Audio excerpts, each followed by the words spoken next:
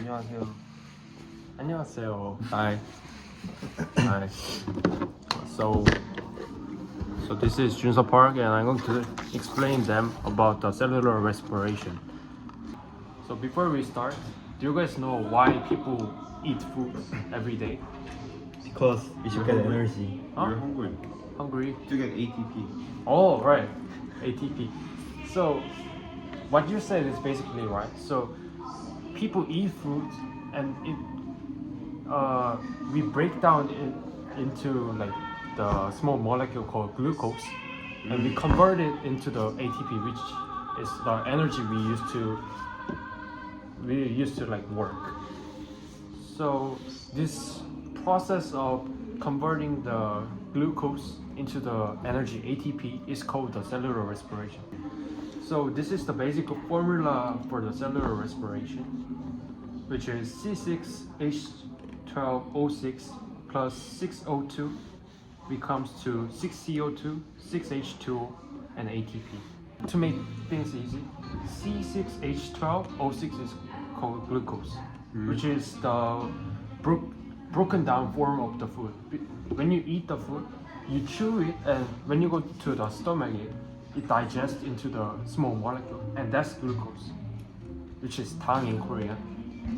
And also the oxygen that we breathe in is also used.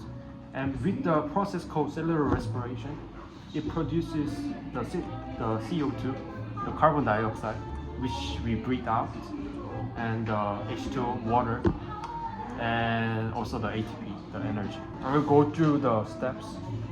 So first is called glycolysis. So the cellular respiration occurs in the cell inside of the cell. And do you guys know the name of the inside space of the cell, right? Or what? The inside space of the cell. Cytosol. Yeah, cytosol. So the first step of the cellular respiration occurs in the cytosol, not other organelles. In this process, the glucose gets split into the two molecules named the pyruvates. It's just name of the molecules. And in this process, they produce some of the ATP energy, and also produces the NADH. And what this NADH is, it carries electron.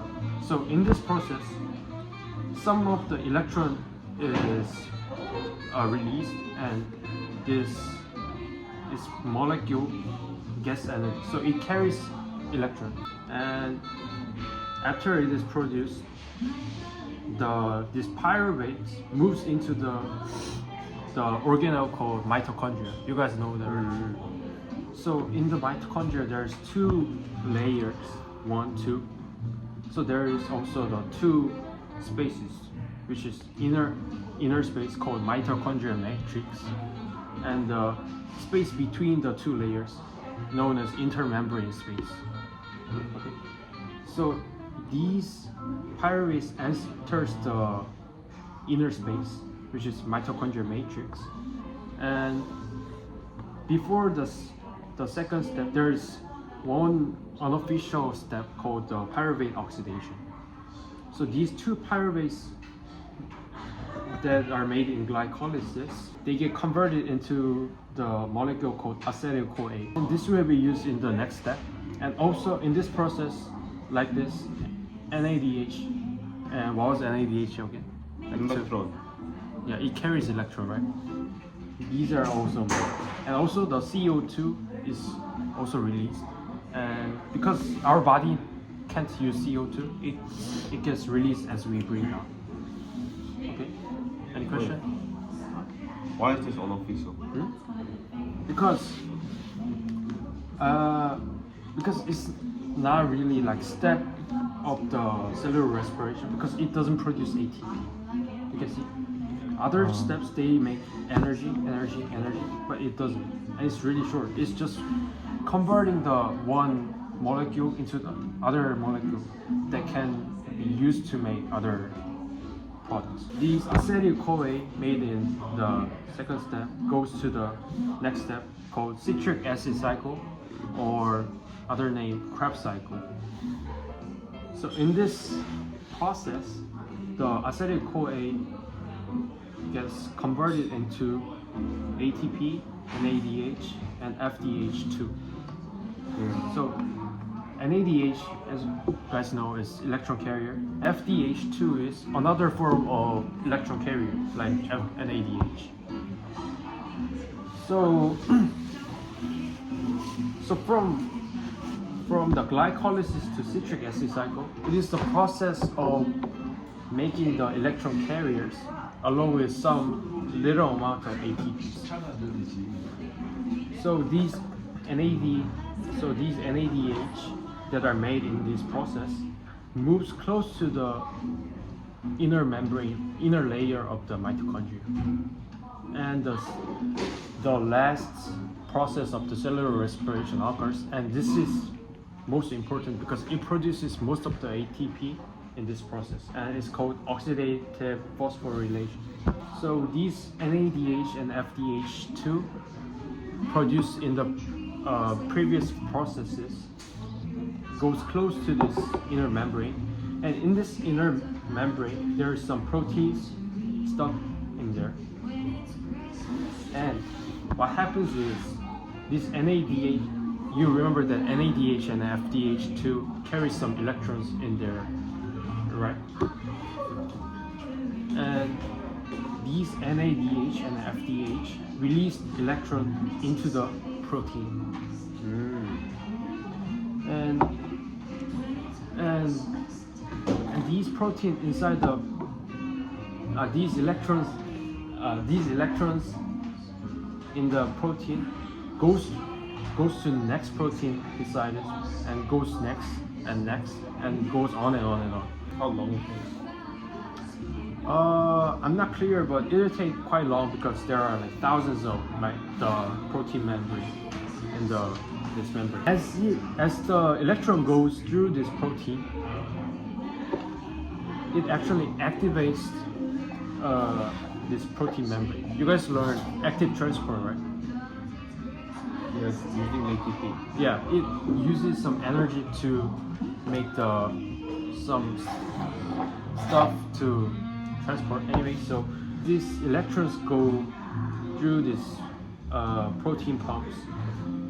It gets activated by the energy that is released by the electron, and it actually pumps out some protons inside of the mitochondrial matrix. There's some protons inside of the mitochondrial matrix, and it pumps out to the intermembrane space. So as electron moves, the protons pumps out. Electron moves, the protons pumps out, and it goes on and on and on until the end of until the last protein. After this process, electron gas has to be go somewhere. It can't just stay in the protein or move to other places. So what happens here is it gets attached to the oxygen that we breathe in, and with the electron and some hydrogen ions inside of the mitochondrial matrix, it forms water. You know, with the two the hydrogen molecule and one oxygen molecule, water is formed. Then we can make water by ourselves. Huh? We can make water by ourselves. Yeah, it happens automatically in your cell. This is all happening in your cell, in the mitochondria. By this process of pumping out the protons, you can see there's a lot of the protons in the intermembrane space. But because it got pumped out, there's not much the protons in the mitochondrial matrix, right? So what happens here is the proton gradient is formed. Like you learn in biology, the diffusion occurs. There's more. So what do you think if there's a lot of hydrogen ions in this side and there's little hydrogen in this side? Like poo. Yes, protons in higher concentration moves to where low concentration is. But you guys might learn, but these can't just go through this layer. It needs some protein or other pumps to enter the mitochondrial matrix. Alright? So these goes into the enzyme called ATP synthase. This is ATP synthase, and hydrogen moves into this to balance the concentration. Okay. And what this ATP synthase does is, as the protons goes into this enzyme, it gets activated because energy is released. And what it does is it produces ATP. Yeah, as one hydrogen ion goes in, the proton goes in, ATP is produced. And with this process,